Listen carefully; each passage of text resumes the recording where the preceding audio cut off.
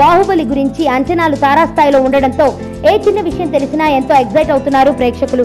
ఈ రోజు రిలీజ్ అయిన బాహుబలి 2లో milky beauty Tamannaah Avantika role చాలా తక్కువగా ఉంది. నిజం చెప్పాలంటే అసలు అవంతిక పాత్రకు సెకండ్ హాఫ్ లో ఏ మాత్రం ప్రాముఖ్యత లేదు. చివరిలో మహేంద్ర బాహుబలి అలియా శివుడు చెప్పే ఒక్క డైలాగ్ తప్ప అవంతికను గుర్తించడానికి కూడా ఏమీ లేదు. అవంతిక కోసం సీన్స్ షూట్ చేశారట రాజమౌళి. మొదటి పార్ట్ లో ధీవరా అంటూ అవంతిక చేసిన హడావిడి అంతా ఇంత కాదు. పచ్చ పుట్టేసిన సాంగ్ తో బాహుబలికి గ్లామర్ కిక్ ఇచ్చిన తమన్నా ఈ పార్ట్ లో ఏమాత్రం ఆకట్టుకోలేదు.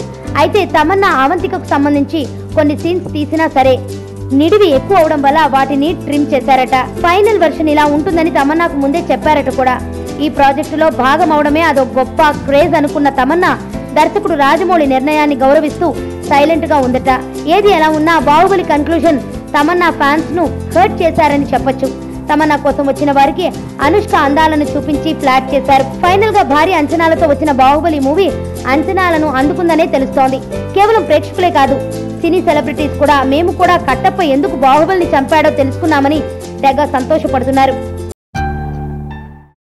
నా పేరు ధనుష్ రిషి. అందరూ ముద్దుగా దరి దరి అని పిలుస్తుంటారు. దేవుడికి నా పైన ఉన్న క్లారిటీ, నా బ్యాడ్ లక్ ఉన్న గ్రావిటీ నాకు చిన్నప్పుడే అర్థమైంది.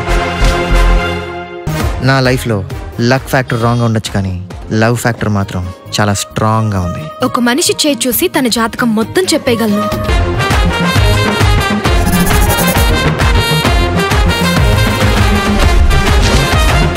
Coming soon.